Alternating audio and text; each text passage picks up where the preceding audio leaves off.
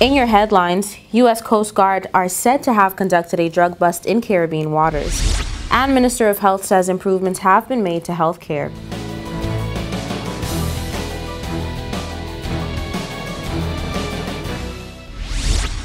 From the PTV Broadcasting Headquarters in Providencial is your #1 source for news. I'm Erica Pinales, delivering the latest from across the country this Wednesday, June 29th, 2022, right to your door. Newswatch starts now. The war in Ukraine and COVID-19 are the latest illustrations of how energy and climate issues are connected to global politics and economics.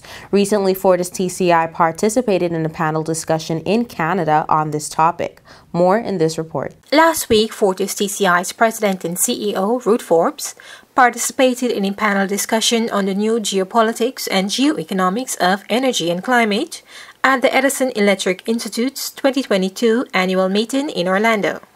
The panel examined the impact of the shifting geopolitical and geoeconomics landscapes on electric companies and their key stakeholders worldwide, looking at the future and opportunities to forecast and navigate geopolitics and geoeconomics.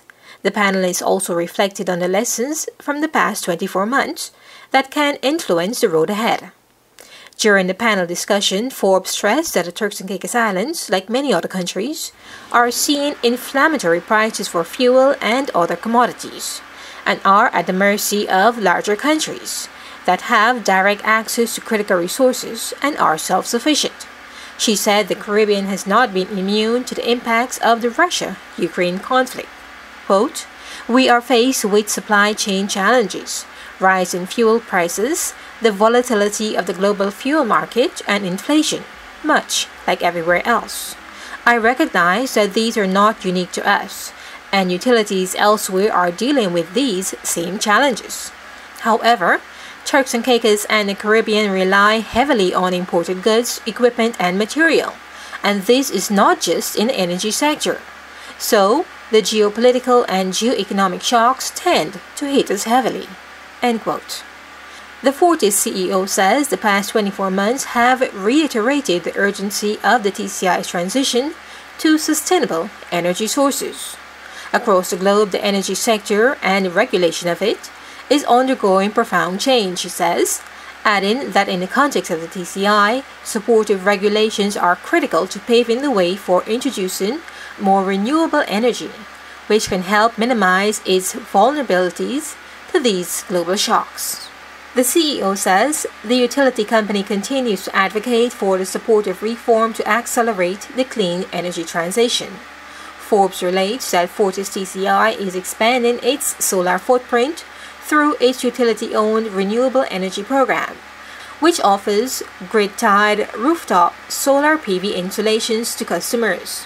The TCI's optimal energy mix also provides opportunities for wind and natural gas solutions, and studies are underway to help solidify the feasibility of adding these alternatives to the country's energy mix. For PTV Newswatch, I'm Delana Els.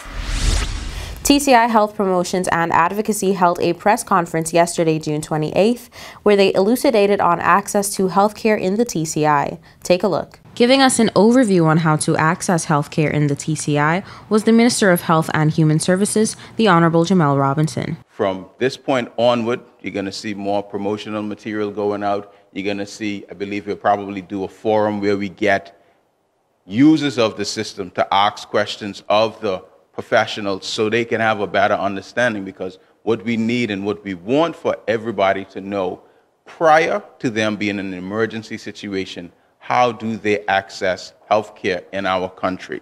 The minister then provided a rundown of where the ministry is going with healthcare through the various phases, what is available, and what they're doing to improve what we already have. So in the first instance, in terms of the emergency medical services, I would have said it before in my budget address, but we are going to source a new medical officer, i.e. a doctor, as well as an EMT supervisor and about 6 EMTs in this budget year. Many improvements are also to be made to primary health care, especially for our nurses. We're looking to improve and strengthen our nursing programs. We're going to have significant focus on fitness and wellness.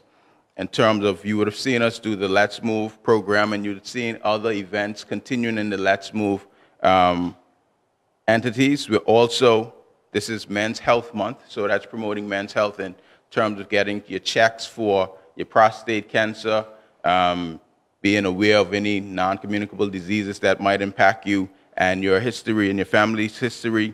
We're also in the process, in this particular budget, we're going to be scoping the improvements for a wellness center in North and Middle, as well as we're going to do a scoping exercise for 2 clinics, one in Grand Turk, one in Providenciales. So we want to give persons more options for primary health care access. In terms of secondary health care, the public wanted to know, what are they doing? And so the minister answered. The hospitals, what are they doing, from what I know?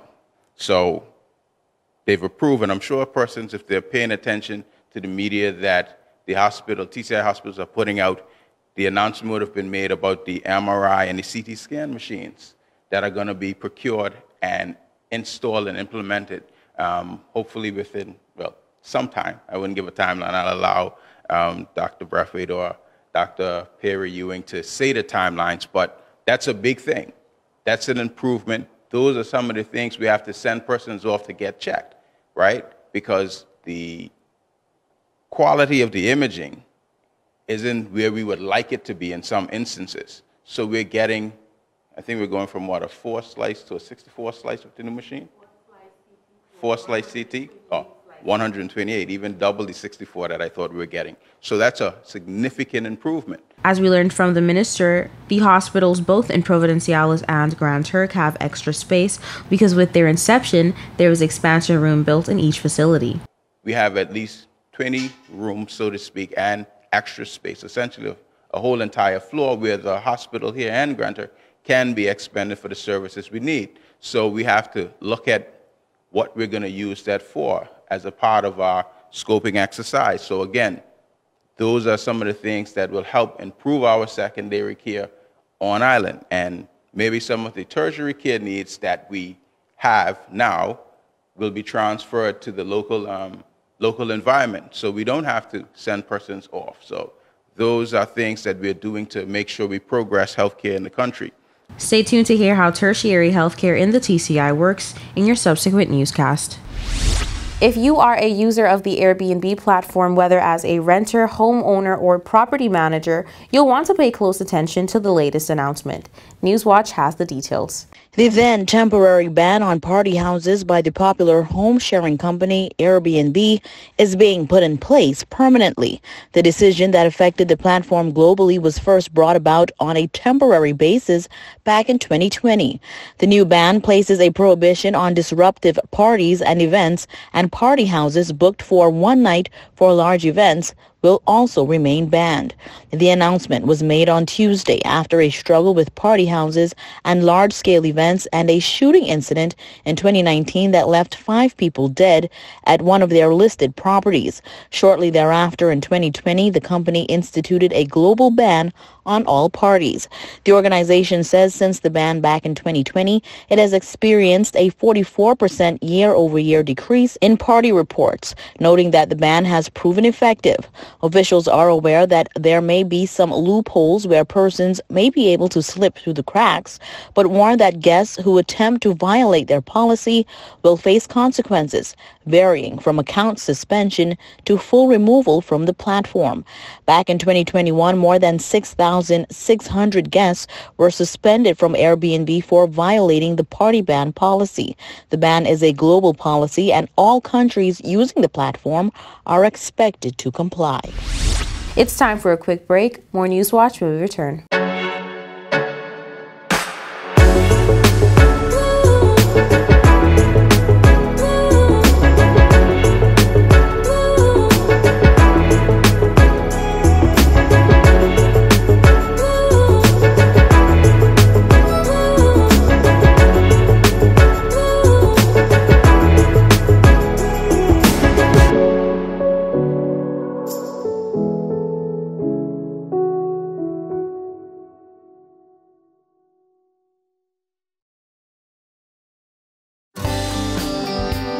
This is a reminder that all PTV service accounts are due on the first day of each month. Accounts should be brought up to date by the 28th of the month to avoid disruption in service. Payments may be made on our office at Stubbs Diamond Plaza, Providenciales, Mides Plaza, North Caicos, and Airport Road in South Caicos. Payments may also be made online using Scotiabank, CIBC First Caribbean Bank, and Royal Bank of Canada. Please allow 3 business days for online payments to be processed. We thank you for your cooperation.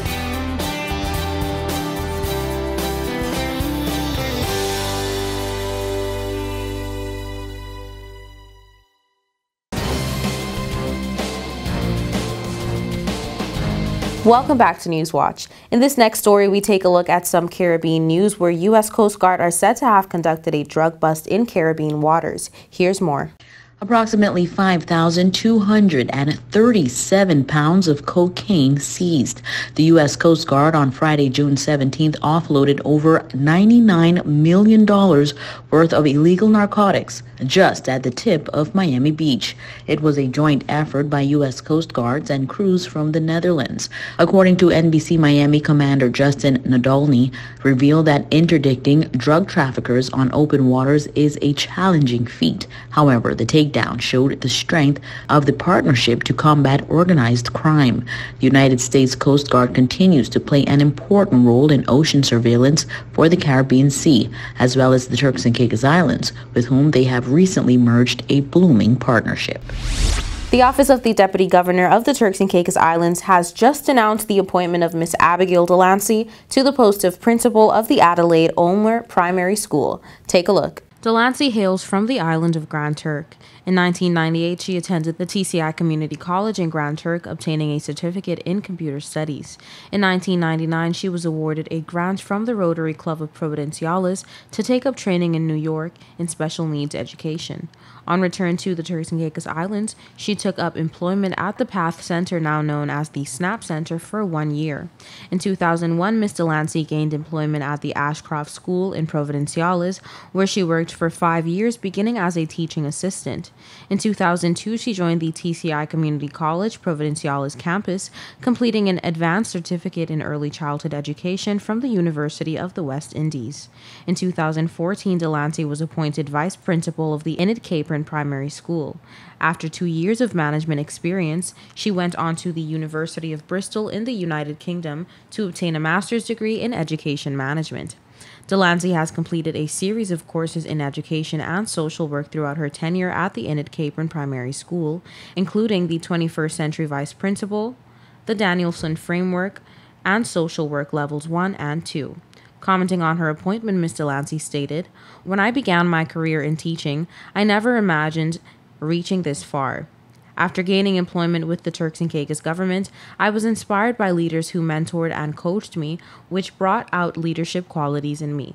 I have gained a wealth of experience in leadership and management over the years, and I am certain that with my experience and qualifications, I am ready for the road ahead at the Adelaide Ulmer Primary School. Thank you to my friends and family who continue to be a source of support to me." End quote.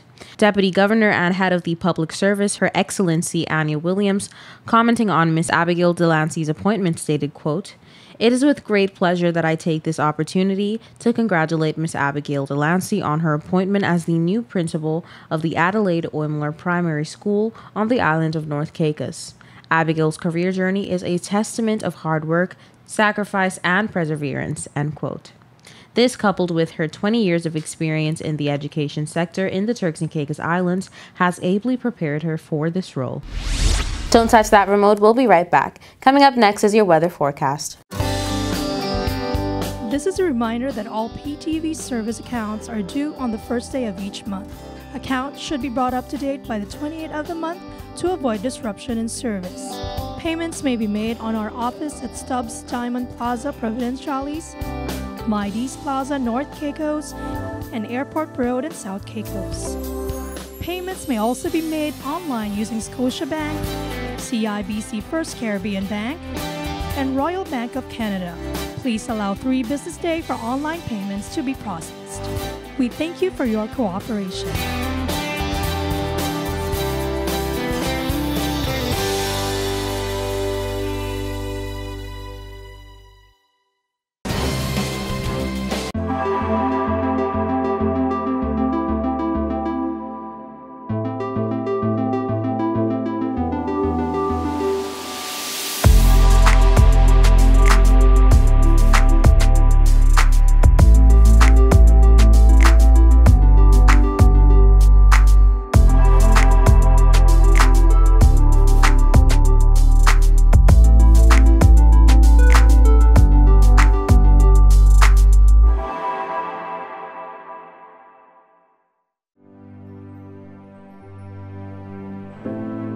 Here at People's Television, we're more than just your leading news and entertainment services.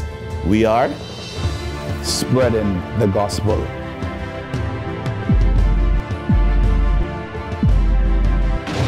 We are breaking barriers. We are preserving the culture. Each one, teach one. We are committed to excellence. We're creating change. We are creating memories. We are the future. I am PTV. I am PTV. I am PTV. I am PTV. We are PTV. We are continuing the legacy. We are PTV.